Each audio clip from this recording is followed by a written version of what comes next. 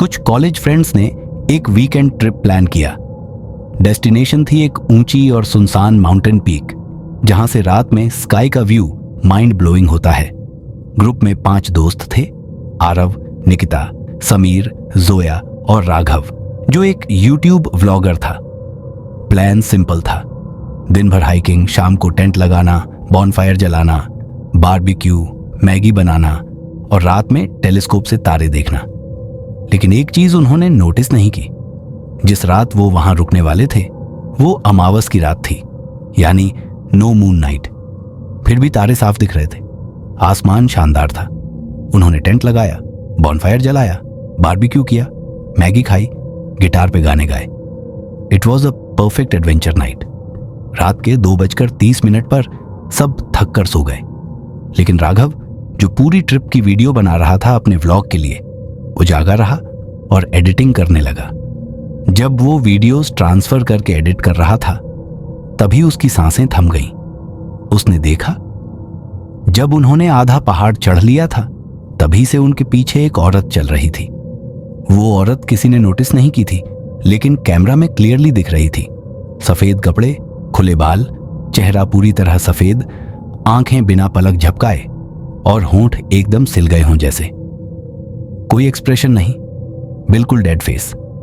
वो हर शॉट में थी, जब वो तारे देख रहे थे टेलीस्कोप से, जब वो हंस रहे थे, जब बारबेक्यू कर रहे थे, जब मैगी बना रहे थे। हर जगह बस दूर खड़ी सबको देखती रही। आखिरी फुटेज में वो टेंट के एकदम पास खड़ी थी।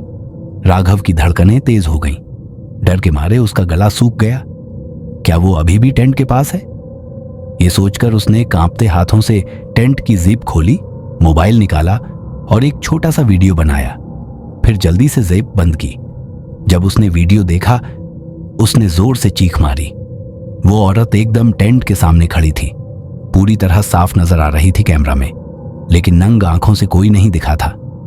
उसकी चीख सुनकर सब उठ गए। राघव कांप रहा था, कुछ बोल नहीं पा रहा था।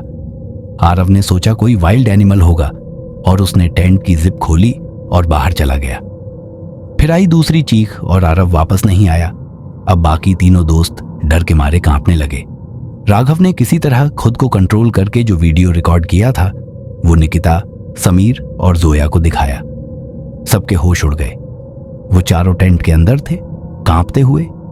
तभी टेंट के ऊपर कुछ आवाजें आने लगीं, जैसे कोई नाखून रगड़ रहा हो। फिर एक एक करके सारे मोबाइल डेड हो गए, सिर्फ राघव का कैमरा चल रहा था। राघव ने कैमरा ऑन किया और बाहर का वीडियो बनाने लगा। अब कैमरे में वो औरत धीरे धीरे टेंट के चारों ओर घूम रही थी। उसकी चाल सीधी नहीं थी, जैसे कोई तोड़ी हुई हड्डियों वाला शरीर घसीट कर चल रहा हो। उसके पैर उल्टी दिशा में मुड़े थे, जैसे घुटनों से मुड़े हों।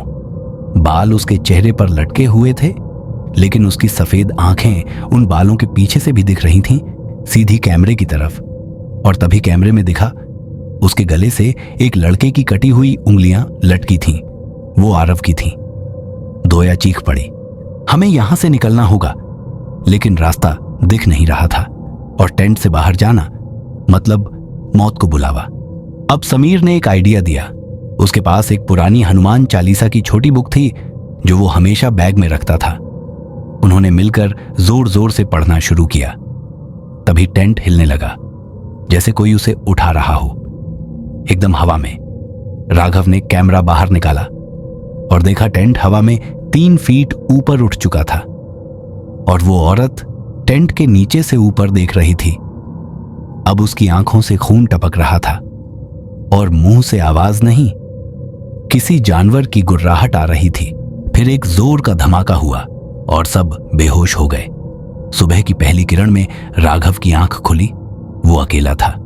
बिना कुछ सोचे भागने लगा नीचे की ओर। रास्ता लंबा था, घुटने छिल गए, हाथ कांपते रहे। गांव पहुंचते ही वो बेहोश हो गया। जब होश आया, वो हॉस्पिटल में था।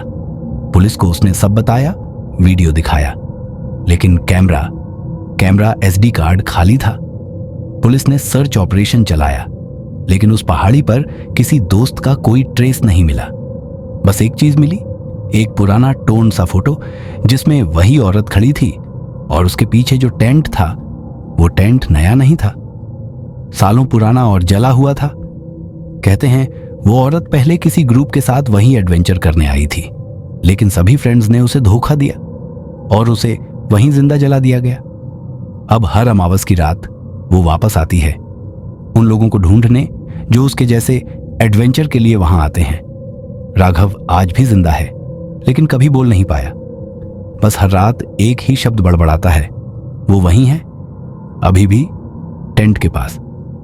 अगर अगली बार आप कोई adventurous mountain camping trip plan कर रहे हो तो तारीख जरूर चेक कर लेना।